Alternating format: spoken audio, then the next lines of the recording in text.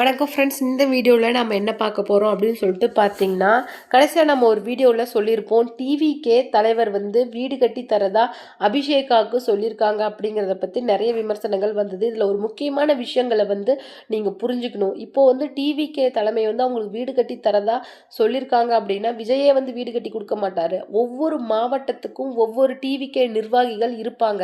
அங்கே நடக்கிற முக்கியமான விஷயங்கள், திறமை வாய்ந்த குழந்தைகள், திறமை வாய்ந்த சாதனை பண்ணின குழந்தைகளாக இருக்கட்டும், முதியோர்களாக இருக்கட்டும், டிவிக்கு நிர்வாகிகள் பண்ணிட்டு வர நல்ல செயல் வந்து நிறைய பேருக்கு தெரியறது கிடையாது. அதே மாதிரி தான் இன்னைக்கு பூவையார் வந்து இன்னைக்கு விஜய் டிவியில் ஒரு சின்னதாக ஒரு வாய்ப்பில் இருந்து இன்னைக்கு விஜய் கூட நடிக்கிற அளவுக்கு ஒரு உச்சத்தை வந்து அடைஞ்சிருப்பாரு. அந்த மாதிரி குழந்தைகளுக்கு வந்து டிவிக்கு தலைமை எதுவும் செய்யலைங்க, நிர்வாகிகள் செஞ்சிட்டு இருக்காங்க டிவிக்கு சார்பில். அதாவது படிப்பில் முன்னேறின குழந்தைகள், அதிகபட்ச மதிப்பெண் பெற்ற குழந்தைகளாக இருக்கட்டும், ரொம்ப ஒரு ஏழ்மை குழந்தைகள் இருக்குது, ஆனால் அவங்களுக்கு திறமை அதிகமாக இருக்குது, ஸ்போர்ட்ஸ்லையா இருக்கட்டும் இல்லை வேறு எதுலையா இருக்கட்டும், அவங்களுக்கு வந்து இன்னும் ஒரு ஸ்டெப்பு எடுத்து வைக்கிறதுக்கு, இல்லை இன்னும் ஒரு முதல் படி கூட நான் எடுத்து வைக்கலைங்கிற பட்சத்தில் அவங்க எல்லாருக்குமே டிவிக்கு நிர்வாகிகள் உதவி பண்ணிட்டு இருக்கிறாங்க. நிர்வாகிகள் ஒரு நிர்வாகின்னு எடுத்துக்கிட்டால் ஒருத்தர் தான் இருப்பாங்க, ஆனால் அதுக்கு உள்ள நிறைய இளைஞர்கள் இருப்பாங்க.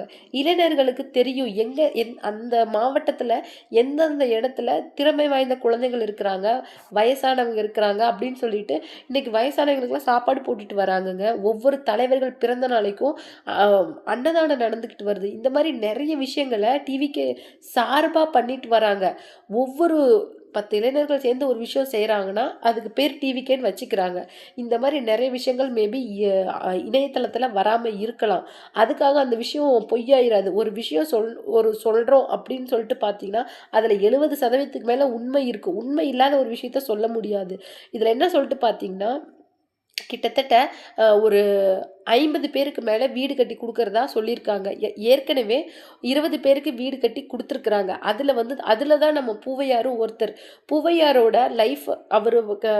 அவர் கடந்து வந்த அந்த கஷ்டங்கள் எல்லாம் அவர் அந்த மாஸ்டர் படத்தில் நடிச்சிட்டு இருக்கும்போது விஜய் கேள்விப்பட்டிருக்கிறாரு. அந்த அடிப்படையில் தான் விஜய் வந்து ஹெல்ப் பண்ணியிருக்கிறாரு. அது வேறு விஷயமா இருக்கட்டும். ஆனால் இப்போ நடக்கிறது வந்து 50 குழந்தைங்களுக்கு, ஏழை குழந்தைங்களுக்கு வந்து வீடு கட்டி கொடுக்குறாங்க. அதாவது அது மட்டும் கிடையாது, ஒரு மதிப்பெண் அதிகமாக இருந்தாலோ இல்லை வந்து திறமை வாய்ந்த குழந்தைங்களா இருக்கிற பட்சத்தில் அவங்களுக்கு வந்து முன்னுரிமை கொடுக்குறாங்க. இதில் வந்து என்ன பார்க்க போகிறோம் அப்படின்னு சொல்லிட்டு பார்த்தீங்கன்னா, இப்போ வந்து அபிஷேகாவுக்கு பட வாய்ப்புகள் நிறைய கிடைச்சிட்டு வருது. அதாவது அவங்க அந்த கர்ணன் படத்தில் இருந்த அந்த கண்டா வர சொல்ல அந்த பாட்டை பாடினாங்கல்ல, அதனால் அவங்களுக்கு வந்து இப்போ நிறைய வாய்ப்புகள் அவங்கள தேடி வந்த வண்ணம் இருக்குது.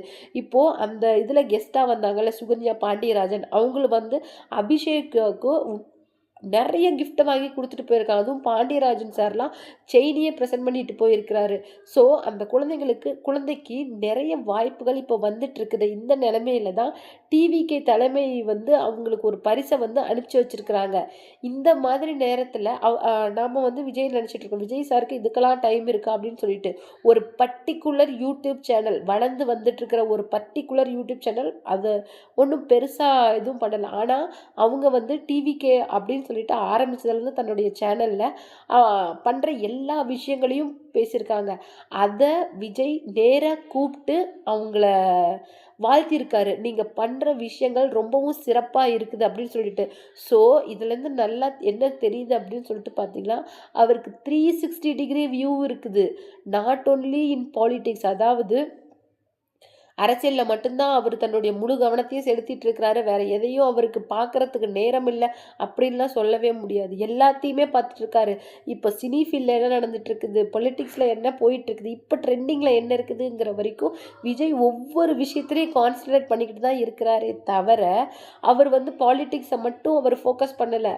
இங்கே இருந்து சென்ட்ரல் வரைக்கும் நடக்கிற விஷயங்களை எல்லாமே அவர் டீமை வச்சு பண்ணிக்கிட்டு தான் இருக்கிறாரு தவிர அவர் வந்து பாலிட்டிக்ஸ் இதெல்லாம் கண்டுக்கிறதுக்கு அவருக்கு நேரம் இருக்காது. அவருக்கு அரசியல் செய்யவே நேரம் சரியாக போயிடும் அப்படின்னு சொல்லிட்டு நிறைய பேர் பிதற்றிட்டு இருக்காங்க. ஆனால் அதெல்லாம் உண்மை கிடையாது. நாங்கள் சொல்கிற ஒரு விஷயத்தில் குறைஞ்சது 70% மேலே உண்மை கண்டிப்பாக இருக்கும். உண்மை இல்லாத ஒரு தகவல் யாராலையுமே சொல்ல முடியாது. இந்த நேரத்தில் என்ன சொல்லிட்டு பார்த்தீங்கன்னா, அந்த அபிஷேகா சேர்ந்த ஊர்ல இருந்து எல்லா ஊர் மக்களும் வந்து அந்த அபிஷேகாவோட பாட்ட வந்து கேட்டுருக்காங்க. உண்மையிலேயே அவங்க அந்த ஊர் தலைவர் என்ன சொல்லிட்டு போயிருக்காரு அப்படின்னு சொல்லிட்டு பார்த்தீங்கன்னா, எங்கள மாரி ஊர் வந்து கண்டிப்பா இன்னைக்கு இந்த சமுதாயத்துல முன்னாடி தெரிஞ்சிருக்காது. இந்த மாதிரி இன்னைக்கு இந்த இந்த குழந்தைகிட்ட இருக்கிற இந்த திறமை காரணத்தினால தான், நாங்க எங்க ஊரு வந்து வெளியில தெரியுது. அது மட்டும் கிடையாது. இது வந்து எங்களுக்கு மட்டும் பெருமை கிடையாது. அவங்க பெத்தவங்களுக்கு மட்டும் பெருமை கிடையாது. எங்க ஊருக்கே மொத்த பெருமைய இந்த பொண்ணு தேடி குடுத்துருக்குது. அப்படின்னு சொல்லிட்டு அந்த ஊர் தலைவர் சொல்லியிருந்தாரு. அதுக்கு அடுத்த நாள் வந்து டீச்சர்ஸ் நம்ம அபிஷேகா படிச்சுட்டு இருந்த ஸ்கூலோட டீச்சர்ஸ் வந்து அந்த ரவுண்ட்ல கலந்துக்கிட்டு, அவங்க எல்லாரும் என்ன சொல்லியிருந்தாங்க பார்த்தீங்கன்னா, படிப்புல மட்டும் இல்ல, ஒரு குழந்தைக்கு இந்த மாதிரி வேற ஒரு திறமையும் அதிகபட்சமா இருக்குது அப்படிங்கிறத எனக்கு உண்மையிலேயே ஆச்சரியமா இருக்குது. அபிஷேகா கிட்ட இருக்கிற திறமைக்கு அவ 2லயுமே கண்டிப்பா சாதிப்பா அப்படின்னும் சொல்லியிருக்கிறாங்க. அது மட்டும் கிடையாது, வேற என்ன சொல்லியிருக்காங்க அப்படின்னு சொல்லிட்டு பார்த்தீங்கன்னா, ஒரு முக்கியமான விஷயத்த வந்து சொல்லியிருக்கிறாங்க. குழந்தைக்கு தேவையான எல்லா உதவிகளையும் எங்களுடைய பள்ளியோட சார்பா நாங்க பண்றோம். அதாவது அவங்க படிச்சது கவர்மெண்ட் ஸ்கூல்ல தான். அதுல இருக்கிற டீச்சர்ஸ் வந்து குழந்தைக்கு தேவையான எல்லா உதவிகளையும் செய்றோம் அப்படின்னு சொல்லியிருக்காங்க. இதுக்கு காரணம் என்னன்னு சொல்லிட்டு பார்த்தீங்கன்னா, அபிஷேகா வந்து ரொம்பவும் ஒரு ஏழ்மையான குடும்பத்த சேர்ந்தவங்க அப்படிங்கிறத வந்து நம்மளால மறுக்க முடியாது. அதனால ஆசிரியர்களே அதுக்கு வந்து சொல்லியிருக்காங்க.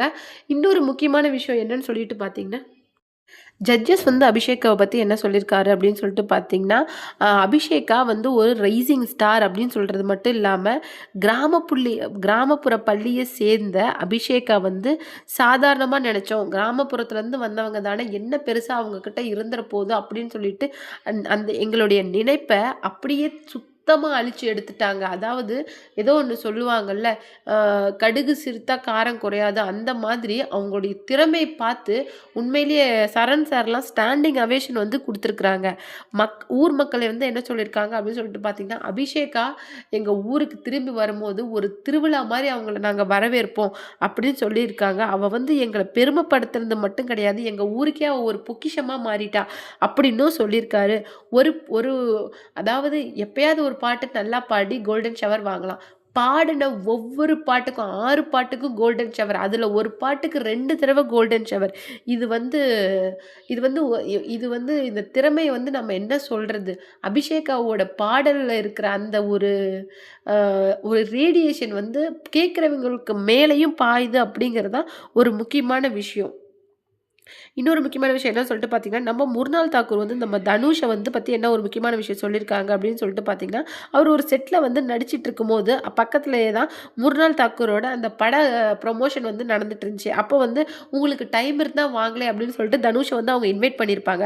அதுக்காக வந்து தனுஷ் வந்து அவங்களுடைய ப்ரமோஷன்ல வந்து கலந்துட்டு இருக்கிறது தான் இப்ப சோஷியல் மீடியால ரொம்ப வைரலா போயிட்டு இருக்குது. இதுல என்ன சொல்லியிருக்காங்க அப்படின்னு சொல்லிட்டு பார்த்தீங்கன்னா, முர்னால் தாக்கூர், நான் வந்து தனுஷோட மிகப்பெரிய ஃபேன். அதுவும் அசுரன் படத்தோட பெரிய ஃபேன். அவருடைய எல்லா படங்களையும் நான் பார்த்துருக்கேன். ஆனா, அசுரன் படத்த மட்டும் 2 தடவ பார்த்துருக்கிறேன்.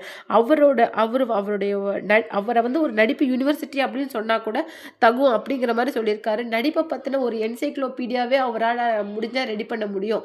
அந்த அளவுக்கு தனுஷ முர்னால் தாக்கூர் ரொம்ப புகழ்ந்து பேசி